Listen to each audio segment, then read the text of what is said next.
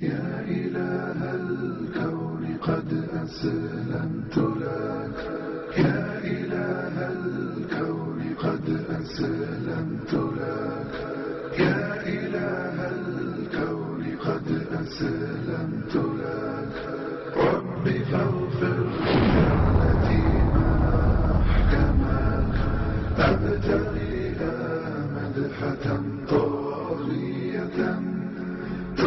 We want to go back to the Quran and the Sunnah. Because you enjoin what is right and you forbid what is wrong. The Quran and from Nabi Muhammad alayhi salam. I'm talking about that Islam. Makaru makarallah wallahu khairul makirin. They plan and plot, Allah too plans. Allah is the best of plans. C'est à partir de ces versets coraniques que l'on peut se faire une idée tout à fait claire.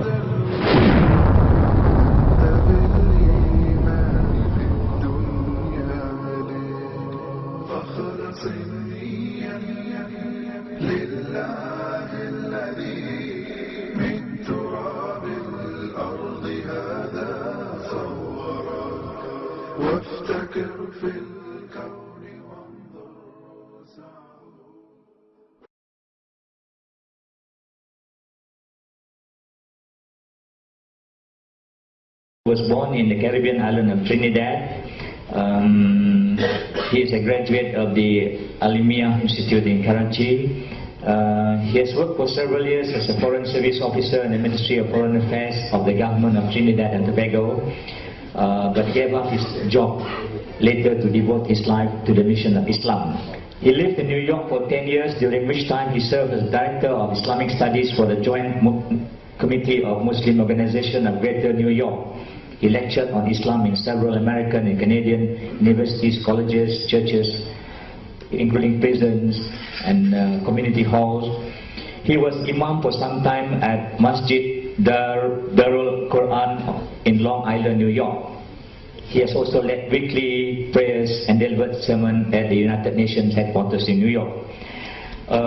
He has traveled continuously and extensively throughout the world on Islamic lecture tours, and has also written more than a dozen books on Islam.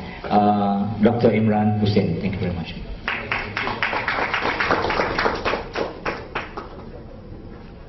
نحمده ونصلي على رسوله الكريم بسم الله الرحمن الرحيم. Brother moderator, fellow panelists, my distinguished and learned brother Dr. Umar Ibrahim Valilio, brothers and sisters, Assalamu alaikum wa rahmatullahi wa barakatuh. I was a doctoral student at the Graduate Institute of International Studies in Geneva. I didn't know how much Zionism there was in that institute. And I finally left without defending a thesis that I knew I could never defend in the Zionist Institute. So thank you for conferring the doctorate on me, but I don't have a PhD. Islam, the religion, which came from the Quran and from Nabi Muhammad alayhi salatu, I'm talking about that Islam, has zero tolerance for oppression. And the oppressor will begin to receive his reward for his oppression in the grave. Perhaps later on I can give you some description of what kind of punishment he can receive in the grave. The world today is one which is witnessing universal oppression, multidimensional oppression. And if one cannot recognize that, then buy a one-way ticket to the moon. The oppressor created, it didn't happen by accident, a banking system which I perceive to be the centerpiece of his overall system of oppression. Is not the cruise missiles, it's the banking system. That oppressor is identified in the Quran, in Surah Al-Ma'idah, verse number 51. We can speak about that later. It is a Zionist alliance of Zionist Jews and Zionist Christians, a mysterious European alliance, which is about to deliver to Israel, after a long struggle, the status of ruling state in the world. The Zionists want history to end with a Pax Judaica, which would replace the Pax Americana in which we now live, which itself replaced the Pax Britannica, which preceded it.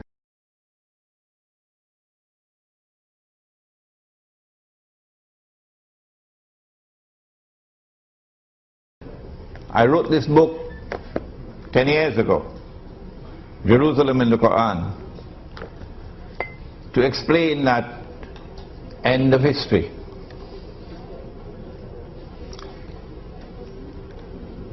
When Israel rules the world tomorrow, then a man would rule the world from Jerusalem, and Nabi Muhammad alayhi salatu wasalam described that man to us. But this subject belongs to Ilmu Akhirul Zaman, or Islamic eschatology, a subject which Islamic scholars, I don't understand why, are shunning. That man is, of course, Dajjal, the false Messiah. The US dollar is about to collapse. Even a schoolboy knows that. I don't know why the bankers don't know that. If they do, why aren't they talking about it? And why aren't they explaining to us why the US dollar is about to collapse? And how is it that Imran Hosein 15 years ago was saying that the US dollar, not only is it going to collapse, but it must collapse? Is he a prophet? Does he have an angel talking to him? Excuse me for my frustration, but like my brother Omar, we have been voices crying in the wilderness for a long, long time now. Why must the US dollar collapse? And we said that when it collapses, it will bring down the US economy, and that will facilitate the transfer of power to Israel. And we said that the present monetary system will then have to be replaced with a new monetary system. This is monetary economics. They don't teach it in the Darul Uloom. And yet we get fatwa on money by people who have never studied modern monetary economics.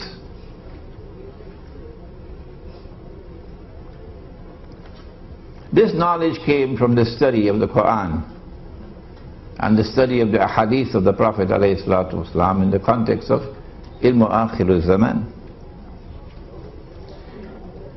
If the modern monetary system, which came out of Bretton Woods and which has come out of the International Monetary System and the Monetary Fund, and the Articles of Agreement of that fund, which incidentally, and even Dr. Mahathir did not know it, prohibits what Allah made halal. Allah gave us the gold dinar and the silver dirham, which are in the Quran. But we live in an age today where some people have a less than a passing acquaintance with the Quran. The dinar is in the Quran. Did you know that? And the dirham is in the Quran. Did you know that? And the International Monetary Fund, the Articles of Agreement, prohibit the use of gold as money. Ask them why, they'll never tell you why. And yet we remain like people eating roti chana and going to sleep, and claiming to have scholarship. The money which is coming, I said 15 years ago is going to come, it's already here. When the US dollar collapses, it's going to bring down the whole world of paper money with it. And this bogus and fraudulent and utterly haram paper money, which of course we can defend anytime anyone wants to challenge us on that, is going to be replaced with electronic money, which will be more haram and more dangerous. I thought it's coming in the future, it's already here. But then imagine my surprise, based on my study of Islamic eschatology. 2 years ago I realized that the same people who have given us paper money in order to rip us off and to reduce Indonesia to abject poverty, so our daughters will now be maids all over the world, our daughters, and be paid the salary of dogs and cats. Our daughters. The same people who are now giving us electronic money in order to have a system where you have espionage to track down every single transaction and to be able to close an account whenever they want to, whenever it's convenient. The same people are going to bring back gold and silver tomorrow as money. I was surprised when I discovered that we're moving towards tomorrow, maybe 20 years from now, when Israel is going to mint gold and silver. Oh, is going to mint gold and silver? My gosh, Imran, you are behind time. Israel is already minting gold and silver coins. Go to Singapore, you see them on display. I don't want to live to see that day when those who are today waging war on Islam on Israel's behalf are going to bring back gold and silver as money, while we remain ominously silent on this subject, apart from Umar and myself and a few others who have been crying in the wilderness for the last 15 years. So I pray to Allah to take me away from the world before that day comes, because the shame and the disgrace will be too much for me. Let them live who today will not raise a little finger. Not even a little finger will they raise and declare themselves Islamic banking. But they will never say that this paper money is bogus, it's fraudulent, it's haram. And they will never say, let us bring back the gold and silver coins. May Allah keep them alive for that day, so that they may face the shame and the disgrace of a people who have betrayed Allah and His Messenger. What is riba? And how does it oppress? Are questions we could take up later. There are two forms of riba. One is, of course, lending money on interest. And when money is lent on interest, the rich will remain permanently rich forever and ever, and the poor will be imprisoned in permanent poverty forever and ever. Money will no longer circulate through the economy, and even a schoolboy can see that's today's economy. But there's another form of riba which can be identified in taking a piece of paper. And if you have not studied the Bretton Woods Accord, and you've not studied the International Monetary Fund and the history of monetary economics, please remain silent. You take a piece of paper and you print a picture on it and you put a number on it and you give to that picture, because you are God, a fictitious value, because you are God Himself. You create money out of nothing. Well, wait until you reach the grave. Just wait until you reach the grave. That's a form of riba. Or you create something called a bank, take the word Islam out of it, because that's hijacking the name of Islam. And somebody has an account with $1,000 and he writes checks. He goes all around KL writing checks, because they know him, the shopkeepers accept the checks. But you have 1,000 in your account and you write out checks for 20,000? You should go to jail. That's fraudulent. Schoolboy will understand that. Is this fractional reserve banking? Can this be halal? If that is halal, you should buy a one-way ticket to the moon. And so, it is not Islam when you lend money on interest. And it is not Islam when you say goodbye to money with intrinsic value that Allah created, and you create money out of nothing. That can't be Islam. But as Umar was mentioning earlier, there's also something called riba through the back door. And let us speak briefly on that before we end. Can I buy on credit? Of course I can buy on credit. Nabi Muhammad alayhi salatu wasalam bought on credit. Can the shopkeeper raise his price because he's selling to me on credit? The cash price is 5 ringgits. I don't have the 5 ringgits. So the shopkeeper gives me time to pay. But because he's waiting for his money, the cash price now has to be changed to a credit price. So the credit price will now be 10 ringgits because he has to wait for his money. Can a credit price be higher than a cash price? You don't need a degree from some Sharia institute.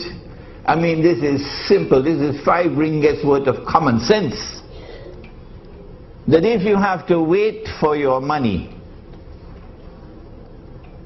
that the money should increase over time.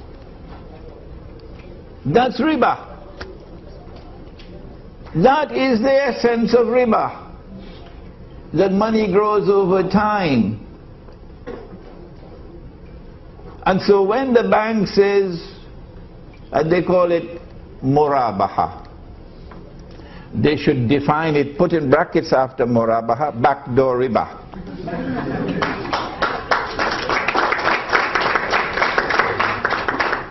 And these are our Muslim brothers and sisters, and we should warn them about the punishment. I hope somebody asks me about that question. What can be the punishment in the grave for this bogus betrayal of Islam? If credit price is higher than cash price, the difference between the two would be because of time. That money can increase over time, that's riba. And so Islamic banks should take the word Islam out of it, so long as they are practicing these bogus transactions. What is the solution? Allah gave it in the Quran. In the very last revelation, He says, وَأَحَلَّ اللَّهُ الْبَيْعَ وَحَرَّمَ الرِّبَى. The alternative to riba is business. Business. A business transaction is one which embraces risk. You can make a profit or you can suffer a loss. Once there is that risk in the transaction, it's not riba. And number two, don't wait until the enemy, who is now waging war on Islam and who gave us this monetary system that we're now using, don't wait until they return to dinar and dirham, to gold and silver, because the embarrassment will be too great. Let us return to the dinar and dirham now. It's not sufficient to mint it. No. More than that. When you see something which is munkar, you got to respond to it. And the response must be to change it. فَلْيُغَيِّرُهُ بِيَدِهِ. And minting the dinar and dirham to work alongside the munkar and say, you scratch my back, I scratch yours, is not the solution. We have to be more aggressive than that. Ours is the alternative. Yours must go. How do we do that? My suggestion has been, let us build a market in which we'll prohibit the bogus money. Let us build a market in which we'll return to the gold and silver dirham. And Allah does not sleep. And if we're doing the work that is pleasing to Allah, then Allah is the one who charts the course to victory. Thank you. Wassalamu alaikum wa rahmatullah. Thank you very much, Brother Imran Hosein, for most enlightening, such eye-opening remarks on banking. open the, buka kepada para hadirin lah untuk tanya soalan atau bagi komen dan sebagainya, and direct to your our panelists. Please identify yourself as usual. Anyone? First one, yes. Assalamualaikum warahmatullahi wabarakatuh. My name is Hazlinda. I'm actually a reporter. I'm also a victim of Islamic banking. If you ask me, satu penindasan, we don't need that question mark. It's not because of riba, but because of miscalculation by bankers. I lost the house. I'm not ashamed of that, to say that I didn't want to pay because the calculation was wrong. I went to NCF and they calculated it was 50% more than it should be. NCF is also part of Bank Negara, but unfortunately Bank Negara just mediated the whole thing. PPIM was there. We were there with Maybank. I'm not ashamed to mention them as well. Maybank, Prakash Mukherjee, whoever you name them, they were there. They have been told about this problem for 8 years. What did they do? They did not even recalculate. They were told that there was an extra of 150,000 to 250,000 on the loan given. We took a 375,000 ringgit loan to buy a house, and they charged us 793,000 to pay back within 19 years.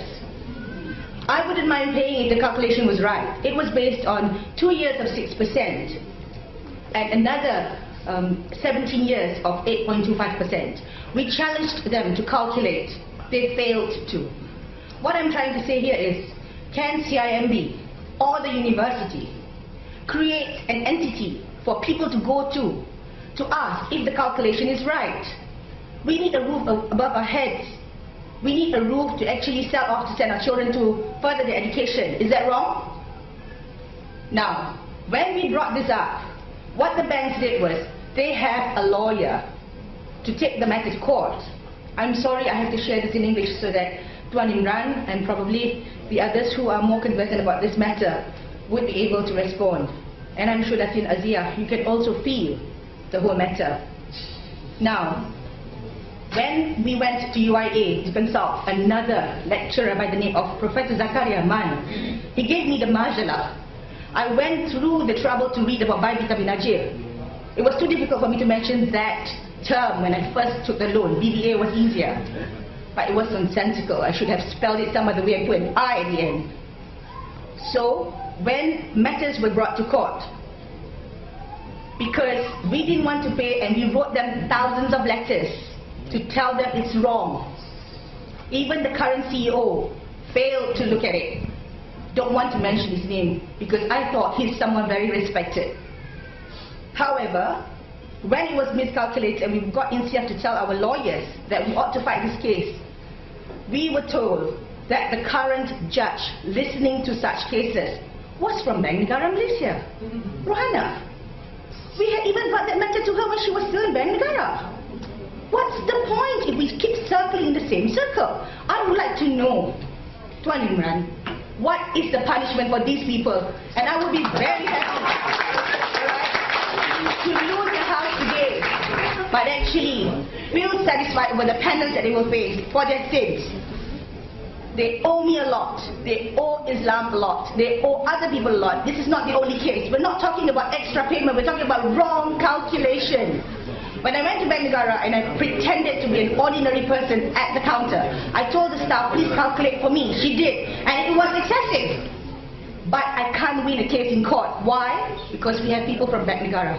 For your information, the officer who I had complained the matter to was an ex-Maybank staff. What do you expect? There is hidden loyalty all the time. That is very wrong. You should not be loyal to something that is wrong, something that is evil, something that is Zionist in many ways. I've also taken some photographs this morning before coming here because I was very angry about what was happening. I've given to PPIM photographs of the house of a credit manager who actually handles repossessed cars. Look at the number of cars he has. He's got a 60 Rocker, he's got a Range Rover, and they are all with WV number plates. He has just retired. I am still working and I can't afford that. Alright?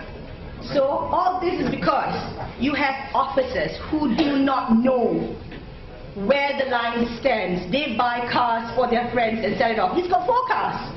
Look at the number plates, they are not ordinary cars. And he says to my sister who lives next door that these are cars given to him for being director on a company. That's bullshit, I'm sorry. No company gives such cars. I would love to be a director for that company. I'm sure even if I work for that company, I'll get a better car than what I'm driving today. Thank you very much. Thank you, Rosita. Very eloquently presented her views. Criticism system, there seems to be a conspiracy along the way. May I ask either Umar or Sheikh Imran to... Number one. Punishment for them. Number one, the bank sold to you on credit at a price higher than the cash price. That's riba, through the back door. The miscalculation is of course something that is to be corrected, and if it's not corrected, that's a grave injustice. Okay? In Surah Zumar of the Quran, Allah subhanahu wa ta'ala speaks and he says, Ma'ada'udhu billahi minash shaitanir rajim. Allahu yatawaffa al-anfusa hina mawtiha. Allah takes the souls at the time of maut. Maut is death. وَالَّتِي لَمْ تَمُتْ فِي مَنَامِهَا. And those whose souls are not taken while they are awake, Allah takes their souls when they are asleep. فَيُمْسِكُ الَّتِي قَضَى عَلَيْهَا الْمَوْتِ. When He takes your souls while you are asleep, He keeps those souls for whom maut is written. وَيُرْسِلُ الْأُخْرَى إِلَى أَجَلٍ مُسَمَّى. And the rest, He sends them back for a determined period of time. There is an ominous message in this verse of Surah which surah? Huh? Right, don't be afraid to say it. For those who engage in oppression, and remember that Allah has zero tolerance for oppression, and riba is oppression, and banking today is oppression. And Nabi Muhammad alayhi salatu wasalam cursed all four and said that they were all equally guilty.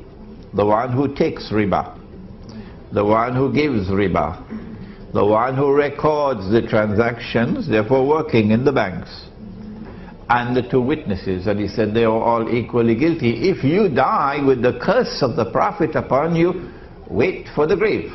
Now, Allah can take your soul. And when He takes your soul, there will be no medical evidence, no scientific evidence that you're still alive. None. So they will think that you're dead. You died in your sleep, for example. And they will give your body the ghusl. And then they'll perform the salatul janazah. And your loved ones are the ones who are going to put your body in the grave, not knowing that you're not dead. And I believe lots of people are dying this way now. I believe that. And when you have been buried, there is no light down there, none. When the last person has reached 40 steps away, then Allah can return the soul, as He did it last night for all of you who are here. So you will wake up from your sleep. But when you wake up from your sleep, you find no light in the room. So you call out to your wife, but you get no answer. You attempt to get up. You can't get up. There's no space to get up. So you begin to panic. You begin to feel. You say, well, I didn't go to sleep in this clothing. I went to sleep in my sarong.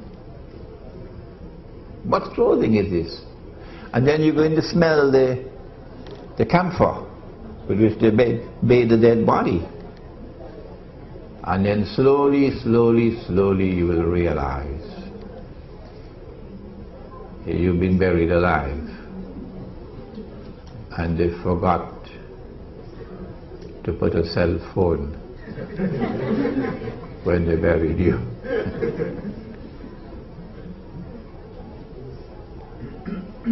And then you're going to cry out and cry out and cry out, but there's no one to hear you. And you will urinate upon yourself, and you will defecate in yourself. And the insects are going to crawl over you, and you can't do anything about it. You can't call for your banker, you can't call for your chauffeur, you can't call for your Indonesian maid. She's always an Indonesian, incidentally. You can't call for any help. And Allah is now going to punish you with a punishment you richly deserve, because you had a less than a passing acquaintance with the Quran. You had eyes you could not see, you had ears you could not hear, you had hearts you could not understand. It doesn't matter whether you are Christian or Jew or Hindu or Buddhist or Confucian or anything.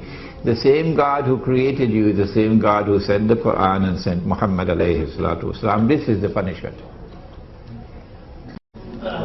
My name is Anwar. I'd just like to ask, in terms of Islamic banking and Islamic financing, we all know that riba is haram, period. Those who participate in haram activities are considered haram. There is no two way around it. I believe we have got, I don't know, maybe 70-80% of those who are involved in the financing and banking of Islamic in Malaysia are also Muslims. Number one question, why are they still working there? Number two question, okay, I thought that all of us Muslims understand we base Islam on Al-Quran and Sunnah. It has not changed, but from Rasulullah's time.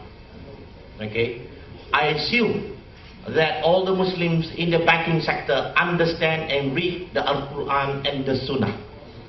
I also assume those in the government also understand what's in the Al-Quran and the Sunnah. Okay, we have seen a lot of Muslims, okay, being put down by this financing system. The so-called say the difference between conventional banking and Islamic banking. We all see, conventional banking you earn 10 ringgit. Islamic banking you earn 12 ringgit and you call it Islamic banking. What is this? Okay, I would like to ask the panel, especially from the banks, are we not Muslim who have got self-conscious? Do we not work for halal living? Thank you very much. Thank you. Any question? Maybe you ask first, then the panel will answer. Bismillahirrahmanirrahim. Assalamualaikum warahmatullahi wabarakatuh. Saya Kemudian dari Lawang. Masalah saya bank muamalat. Tapi macam Datin cakap, dia bank dia. Tapi bank Islam, kalau bolehnya bank Islam semua sama. Maknanya mesti sama dia punya aturan. Okey, macam Syekh cakap, tetap dia riba. Okey, bank saya, rumah saya 54,000. Saya dah bayar 46,000. Masalah saya, mungkin ada masalah lah, saya ada kelewatan membayar. I'm Eunice. Good morning to all. Morning. Honorable panel, and a very special thanks to PPIM for organizing this forum and to bring us together. Okay, until today, as you see the voices here represent, we are asking so many questions. Let me put one question first. Alright, if bank is on the customer's side, we don't want injustices, we want justice for everyone. Why is the bank giving the bank terminals to all these fraudsters continuously to cheat the public? We are not able to answer this question, but we want the Bank Negara, conventional bank, all relevant banks to answer this question. Why is the bank terminal being given to all kind of fraudsters? Number two, what are the actions taken by these banks to overcome or to diminish or to lessen these problems, which is a burden to the public? to the bank users. We don't want a bank today. You just heard a few moments ago. We do not want a bank. It's just because our families are burdened, our people are burdened, and I wish this also goes to the Prime Minister's department and all people who are responsible for what we are here today, this Saturday morning, early morning. Actually, it is not easy for us to be here. The second question I have to bring forward is, are there any special third-party debt collectors assigned by your bank to harass all these victims continuously till we don't have a peaceful life? I think here, the public here can tell you how many of us are harassed by the bank debt collectors daily, by bank lawyers, by all the different, thank you, by all these different threats that we receive daily in our lives. Are we Malaysians moving towards a progressive country, or are we going backwards? And the third thing I need to ask is, what is the solution given by this bank? We want an immediate solution given by all these banks, and especially Bank Negara, that what action will be taken against this fraudsters and how can we recover back our money. With this, I wish to thank all those who are participating, all those like Prof. Imran and our Professor Omar, and all these people who have been really giving a listening ear to the public. I think we will move towards a better country. I really hope the Prime Minister is here today so I can voice out. Thank you very much. I can assure you PPIM will raise this matter with Bank Negara, but PPIM will bring your point, your grievances to Bank Negara's attention almost in next few days. Thank you so much. Thank you. I think we can answer because it's not from Bank Negara. So, yes, yes, any other question? We have another 20 minutes or 15 minutes left. Short question to ask. I'm so sorry because I'm just in the middle of this event, so sorry. Okay, I just want to ask about the interest rate of the Islamic. Sebab saya, apa yang saya perasan, there's no interest concern. Yeah, there is. They call it profit. But it still has the interest, right? It just tukar nama saja kepada profit. Okay. So that is one thing that you make us confused. Okay. So the second part is I want to ask, if let's say you're doing something like Islamic, so I can making let's say compare between the conventional rates and also the Islamic rate. The Islamic rate is a little bit, I don't know whether it's a little bit higher or it's actually higher rate compared than the conventional rate.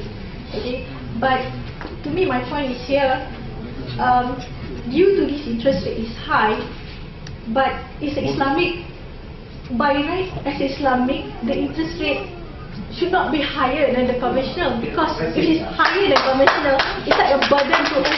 Because we do it as Islam, we should help each other, right? So that is my point lah. But if you can answer it, my question, thank you very much.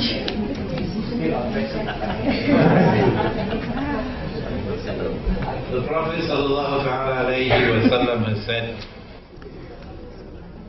whether riba is big or it is small, it is still riba. Number one.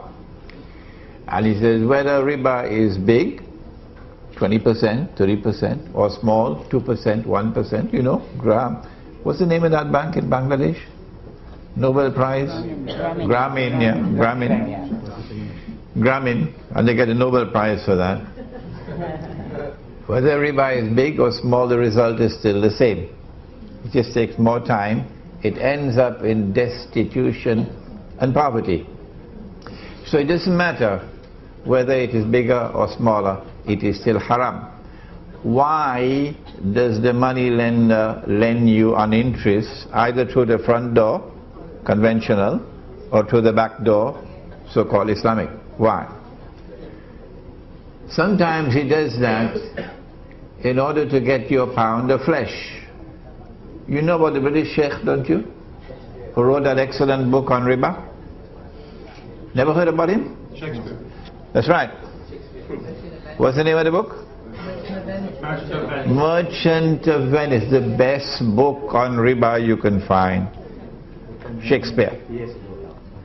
Sometimes he lends you on interest for your pound of flesh, so that his gain would be your loss.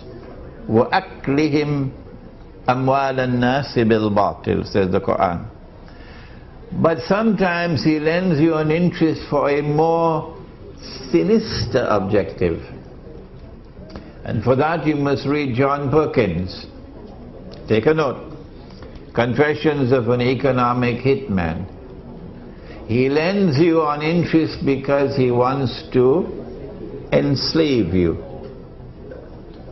And so you no longer have freedom. You cannot do what you want to do because the slave master says, no, you're going to pay a price. You can't pay that price. So you have to vote as Malaysia voted. Remember when Malaysia voted in favor of the resolution? The Security Council resolution?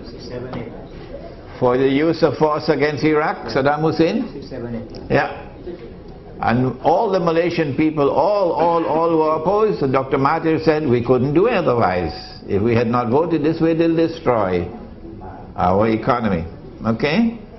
And so don't complain about whether the rate of interest is higher or lower. It is still haram. And the result will be the same. It just takes more time. They want to impoverish you, reduce you to poverty, and that's why there are demonstrations in New York now. And here. And the American people are now surrounding Wall Street. This little booklet was written at the request of the Director General of the Prime Minister's Department of Economic Planning. Can't remember his name now. He attended a lecture of mine. He said, write this, but don't make it more than 50 pages. The gold dinar and the silver dirham. Islam and the future of money. And we're going to have it soon in Bahasa. This tells you in a nutshell the story of money and how they have used money to reach where they have reached today, where they have enslaved you. Now before I go to my question, the statement that I would like to make is that you're asking the wrong people for the solution. You're asking Ben Bernanke for the solution of the global economic problem. He is the one who's created it. So you're asking the bankers how to solve a problem. That's wrong. They create the problem, you can't ask them how to solve it. Correct? Okay, now the next thing is that yes, we can live without the banks because yeah, they've been around for the past 300-400 years. We've been living for many years before that. The solution is in the muamalah, get into real business, okay? And the solution is in the Quran. One of it is that just pay them the principal and don't pay them the interest. That's what they need to do actually to solve the economic problem. Okay? My question straightforward to Sheikh Imran Hosein. What are the role of the ulama? It's so baffling. Why are they being so silent, number one? Or why are they knowing the fact that they are wrong, they still endorse it? And why is that we have to follow that particular group of ulamas who come out and say that yes, this is Islamic, that's Sharia compliant, who come from that particular part of the world? Because I find that there is two distinguished points. When there are ulamas who are not from that particular part of the world say something, it's not accepted because it is not from that school or not from that university or not from that organization. Why is that the ulama are so silent, number one, and why are they the ones who condone this? What are they? Don't they know these problems? And why is this happening, Sheikh Imran? Thank you. Assalamu alaikum. Hadith of the Prophet Muhammad alayhi salatu wasalam. Listen carefully. Yushiku ya'ti 'ala an-nasi zaman. It will not be long before that time will come upon you. Meaning akhiru zaman. La yabqa min al-Islam illa ismu. When nothing will remain of Islam but the name. This is not Imran Hosein, This is Nabi Muhammad alayhi salatu wasalam speaking. So don't be angry with me. وَلَا يَبْقَى مِنَ الْقُرْآنِ إِلَّا رَسْمُ. And when nothing will remain of the Quran but the traces of the writing, mechanically recited, nobody following the Quran. Masajiduhum. I'm not talking about Shah Alam. Masajiduhum amiratun wa hiya kharabun min al-huda. The masajid, plural of masjid, at that time would be grand structures, impressive structures, but devoid of guidance. Now listen to the last piece. Ulama'uhum, the ulama of that age of darkness. Sharrun nasi mimman tahta adim as-sama. The ulama of that age of darkness, when nothing remains of Islam but the name, would be the worst people beneath the sky. Said Nabi Muhammad alayhi salatu wasalam.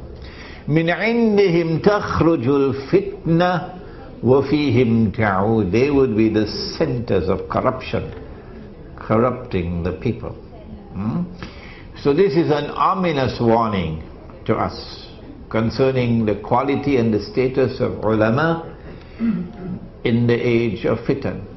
I have reached the state of frustration now. So as a result of this, I am now saying, if you differ with me when I say that this paper money is bogus and fraudulent and haram, if you differ with me when I say that this so-called Islamic banking has backdoor riba in it, well, fine, let the people choose. And if they are blind, they'll choose blindly and they'll pay the price for it. Because the people must have the choice to make. We don't want to take that away from them. But if you come after us and you say that we are wrong and you want to silence us, then we will respond with this challenge after we have no more patience. We'll say, come, you and I, and let us raise our hands and pray to the one who always listens, and ask him to curse and to punish with eternal punishment whosoever is wrong on this issue. Come, that's our challenge to you. Hello, Assalamualaikum. Okay, nama saya Samima. Saya ada akaun bank Sultan Bank ni. Sultan Bank? Ya. Sekarang jadi CNB ya? Ya. Saya memang menyimpan duit sekali je, lepas tu saya tak tahu bila masa je combine. Sebab saya ni memang lawan yang bodoh kan. Duit saya, duit 1 minggu kat dalam bank ni. 1 minggu punya kerja tahu, walaupun 100 tu 1 minggu punya gaji kerja saya. Okay. Saya tak tahu bila dia combine. Lepas tu bila saya datang, saya tanya mana Southern Bank tu dah jadi CIMB. Saya datang dekat sana, dia kata close account. Dia cop je. Cop saja. Saya tanya mana duit saya. Dia kata dah cari saya tak jumpa. Itu je jawapan dia. Sekarang saya tak tahu mana duit saya. Saya CIMB pegang ni. Walaupun RM100 saya nak duit saya.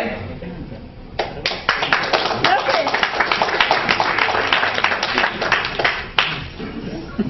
Okey, nanti kita jawab tu. Soalan saya simple saja. Saya nak tanya Dr. Azman Muhammad Noor dan juga Datin Aziah Omar. Satu soalan simple. Perlukah kita kepada bank? Dan boleh tak kita sebagai orang Islam hidup tanpa bank? Can we live without the bank? That's the question. Do we need bank in Islam? Now, at this time, kalau long time kita boleh build up punya dina semua, now.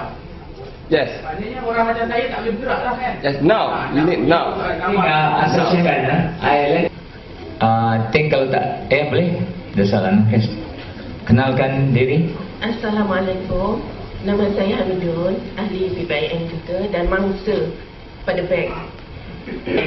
Tapi kerana tuan datang dari antarabangsa, saya harap tuan juga bergerak untuk mewujudkan permahkamah syariah di antarabangsa, supaya harta-harta umat Islam walau di mana saja berada dan tidak berpuas hati dengan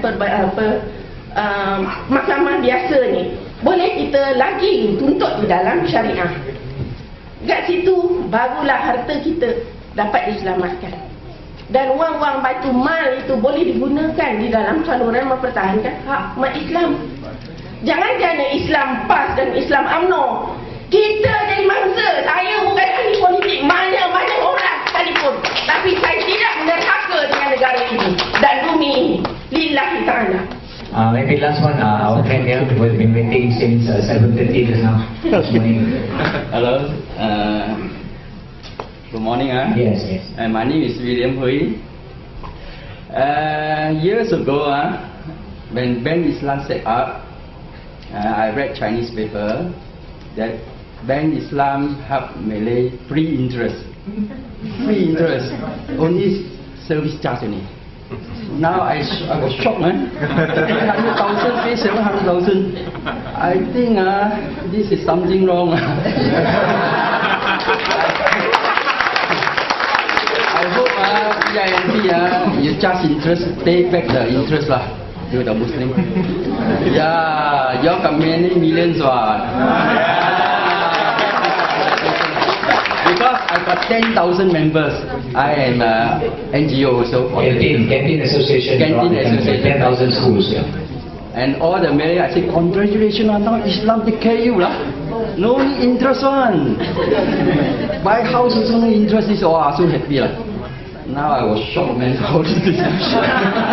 And bank make millions of dollars. I hope I suggest write to Najib, Satu Malaysia, help the Muslim lah. Yeah. Pay back the interest. Thank you.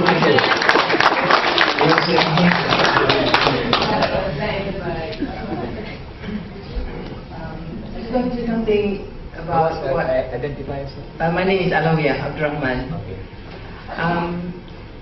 Dr. Azman mentioned just now about the bank being created between Rasul SAW and Sayyidatina Khadijah when they established the Kirat, when Rasul SAW went to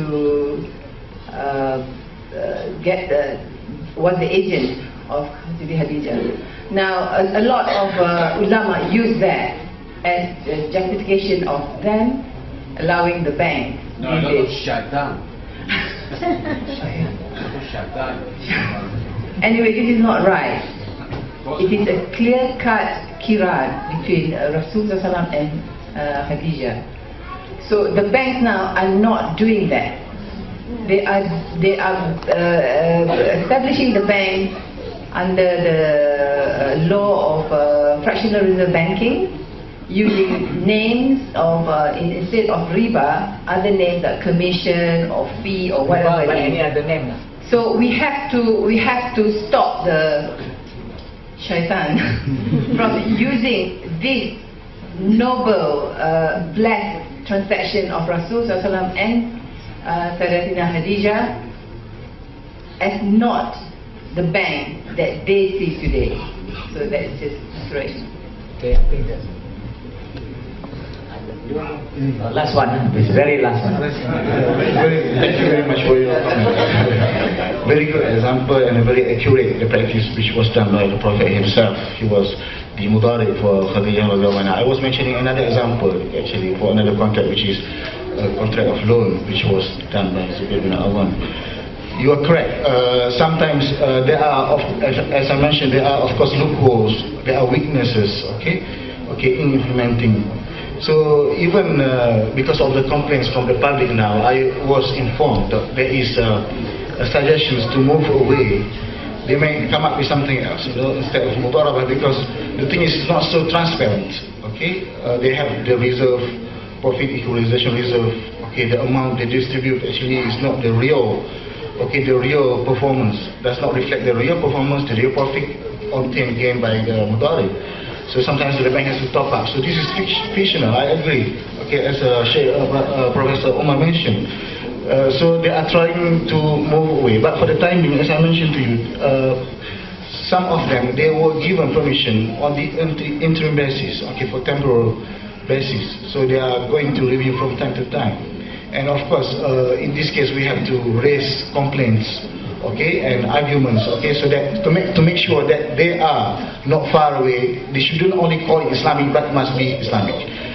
Another issue is about pricing, whether it is ethical or not ethical. Okay, of course, this is another issue which is also very, very important.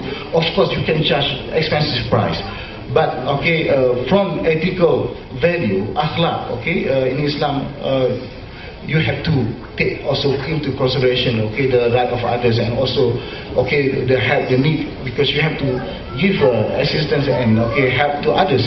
If you are oppressing them by charging them very expensive price, not only, I mean, in everything, okay, you sell to them, this is unethical actually. That's why in the West now they are promoting ethical banking.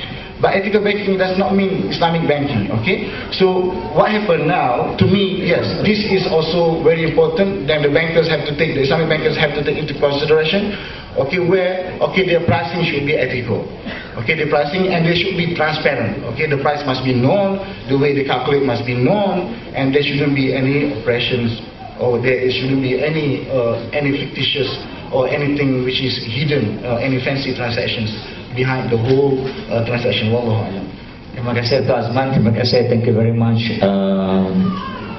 Sheikh Imran Hosein dan Datin Azian Umar, dan terima kasih kepada tuan-tuan dan puan-puan sekalian. Saya berjanji apa juga hujah ataupun masalah yang diberikan ini akan dihantar. We will send a memorandum to the Prime Minister at the end of the day on the 3-day session here, and we will try to meet the Prime Minister himself, especially on the points of housing dan sebagainya dan Islamic banking. So I think on that note, saya dengan sukacitanya mensyiarkan forum ini ditutuplah. Terima kasih kepada semua. Terima kasih.